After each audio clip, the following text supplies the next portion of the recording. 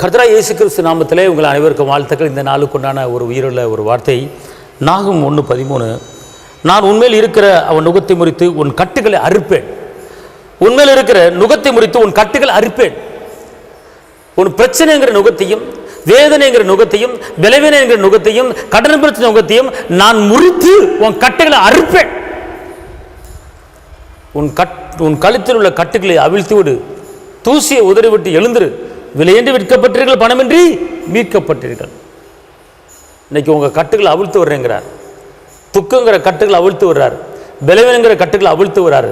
நெருக்கம் நிந்திங்கிற கட்டுகளை அவிழ்த்து வர்றாரு. கர்த்தர் உங்களுக்கு ஒரு பெரிய ஒரு விடுதலை கொடுக்க போறார். ஏன்னா விலையின்றி விற்கப்பட்டீர்கள், பணமின்றி மீட்கப்பட்டீர்கள். சொந்த இரத்தத்தால் அவர் என்ன செஞ்சிருக்கார்? நம்மளை மீட்டெடுத்திருக்கிறார். பொண்ணையோ பொருளையோ கொடுத்து மீட்டெடுக்காமல் இரத்தத்தால் நம்மளை மீட்டெடுத்திருக்கிறார். அதனால் இன்றைக்கி எந்தெந்த கட்டு உங்கள் குடும்பத்தில் இருக்கிறது? பிள்ளை மூலமாக பிரச்சனைங்கிற கட்டா, கடன் பிரச்சனைங்கிற கட்டா, பலவீனங்கிற கட்டா, வேலை பார்க்குற இடத்துல அநேக நிந்தனைக்குள்ள கட்டா, எல்லா கட்டுகளையும் எல்லா நுகத்தையும் கர்த்தர் இன்றைக்கி அறுத்துப்பட்டு ஒன்றுமில்லாமாக்க போகிறாரு. உங்களுக்கு ஒரு பெரிய விடுதலை இன்றைக்கி கிடைக்கும் போது பயப்படாதீங்க. அவர் இன்றைக்கி ஒரு பெரிய காரியத்தை செய்ய போகிறார். தைரியம் பாருங்க. இந்த வசனத்தின்படியே எனக்கு நடப்பதாக. என் கட்டுகளை அறுத்து என் நுகத்தை முறிக்கிற கர்த்தர் என் கூட இருக்கிறாரு. இன்னைக்கு எவ்வளவு பெரிய கட்டுகள் இருந்தாலும், எவ்வளவு பெரிய நுகங்கள் இருந்தாலும் அதை முறித்து போடுவார். கர்த்தர் என்னோடு இருக்கிறார், நான் பயப்பட மாட்டேன்.